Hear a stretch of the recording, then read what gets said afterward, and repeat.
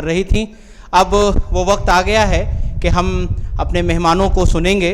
اس تسلسل میں سب سے پہلے استاد محترم پروفیسر رفعت جمال صاحبہ میڈم سے گزارش کرتا ہوں کہ آپ آئیں اور آج کے اس تخلیقی سیشن کے حوالے سے آپ کیا سوچتی ہیں اپنے تاثرات اظہار خیال کریں. میں میڈم سے گزارش کرتا ہوں کہ آپ آئیں.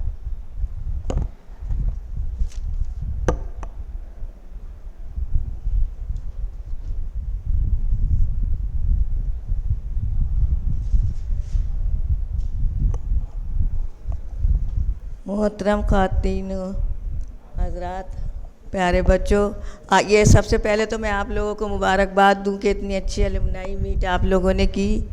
اور یہاں اس شعبے سے میرا تقریباً آدھی صدی کا واسطہ ہے. میں نے نیّر صاحب کا ہیڈشپ بھی دیکھی ہے جب میں نے جوائن کیا تھا، اور آفتاب صاحب کے عروج تک کا زمانہ دیکھ رہی ہوں. یہ میری خوش قسمتی ہے.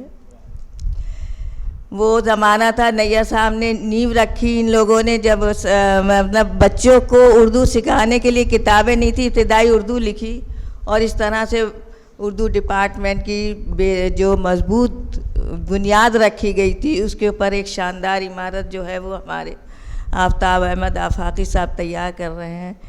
اور اس کی مثال آپ سب لوگ ہیں جو ہمارے ریسرچ اسکالر ہیں، بی اے کے اسٹوڈنٹ ہیں، ایم اے میں یہی سوچ رہی تھی. میں آئی تو بہت سارے چہروں کو پہچان نہیں رہی تھی. اب سے 20 سال پہلے 30 سال پہلے اگر کسی کو پڑھایا تو وہ بچے رہے، اور آج پتہ چلا کسی کی داڑھی سفید ہو رہی ہے، کسی کے بال، تو پوچھنا پڑا کہ نام کیا ہے.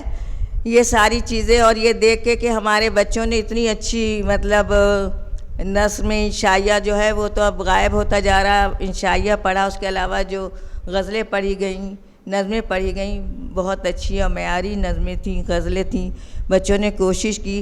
لیکن ایک بڑا سوال یہ ہے کہ آج اردو کو یہ جو کتابیں اتنی لکھی جا رہی ہیں، اتنے سارے، کہیں آنے والی صدی میں اس کو بچے پڑھنا بھول جائیں، کیونکہ اسکرپٹ سکھانا بہت ضروری ہے. ہم اپنے گھروں میں دیکھ رہے ہیں کہ یہ جو پرائمری اسکولوں سے اردو نکال دی گئی، نہیں بی اے ایم اے کیجیے تو بچے اردو اسکرپٹ ہی نہیں جانتے، گھروں میں بھی اردو نہیں بولی جاتی، نہیں سکھایا جاتا، تو بہت بڑا مسئلہ ہے. اور یہ مسئلہ ہمارے آپ کا سب کا ہے. آپ وہ بتا رہے تھے آفاقی صاحب، آپ تقریباً 100 مطلب الومنائی لوگ ہیں. اگر آپ جہاں جہاں بھی سروس کر رہے ہیں، جس جگہ بھی ہیں، اپنے بچوں کو چھوٹے جو انگلش اسکولوں میں پڑھ رہے ہیں، شام کو جیسے بچے کوچنگ کرتے ہیں، ایک آدھا گھنٹے انہیں صرف اسکرپٹ سکھائیے اور بتائیے اردو کے بارے میں، تاکہ اردو تبھی زندہ رہے گی. کیونکہ یہ کوشش ہم کو عملی طور سے کرنا ہے، یہ دوسرے کے اوپر ٹالنا نہیں ہے. یہ ہمارے نہ بڑی اچھی بات ایک شاعر نے کہی ہے، نہ ہم سفر سے نہ ہم نشیں سے نکلے گا، ہمارے پاؤں کا کانٹا ہے ہم ہی سے نکلے گا. تو ہمارے پاؤں کے کانٹے ہیں یا جو مشکلیں پریشانیاں ہمارے اردو کے سامنے کھڑی ہیں، ان کو ہم سب مل کے جب عملی طور سے کوشش کریں گے تب وہ بام عروج تک پہنچے گی. اور اس میں آپ سب کا عملی کردار ایک سچا. اس دنیا میں اگر آپ کو آپ جیسے چک بس کے حوالے سے بات ہو رہی تھی، انہوں نے ایک بات کہی تھی لڑکیوں کی تعلیم کے بارے میں کہ داغ تعلیم پہ اپنی نہ لگانا ہرگز، نقلی پھولوں سے گھر کو نہ سجانا ہرگز. تو آج میں سوچ رہی تھی کہ یہ نقلی پھول، آج ہم جس فلیٹ میں بھی جاتے ہیں وہاں پر اصلی پھول تو ملیں گے نہیں، نقلی پھول نہیں، نقلی پودے بھی نظر آتے ہیں. ہر چیز نقلی ہے، کھانے کا سامان. تو آج انسان کیسے جو ہے وہ پوری طرح سے انسانیت اور شرافت اس میں رہے، وہاں بھی نقلی پن آ گیا ہے، وہاں بھی بناوٹ آ گئی ہے. تو ہم اپنی زندگی سے جھوٹ نکال دیں، ہم ہمیشہ سچ بولیں اور ہمدردی کریں ایک دوسرے کے ساتھ. محبت اور رواداری کے جو مثال ہماری اردو نے قائم کی تھی.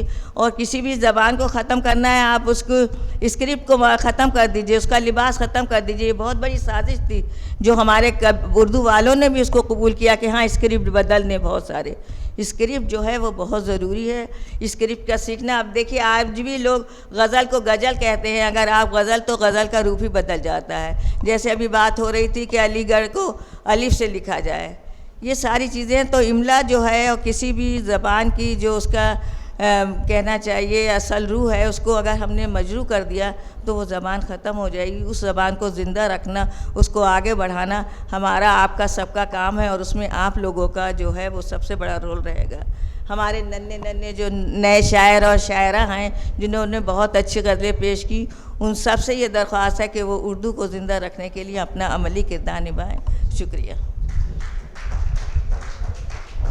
بہت شکریہ میڈم, آپ کی بصیرت افروز باتیں یقیناً یہاں پر موجود جو لوگ, جو نئی نسل ہے وہ ضرور سنے گی اور اس پر عمل کرنے کی کوشش کرے گی.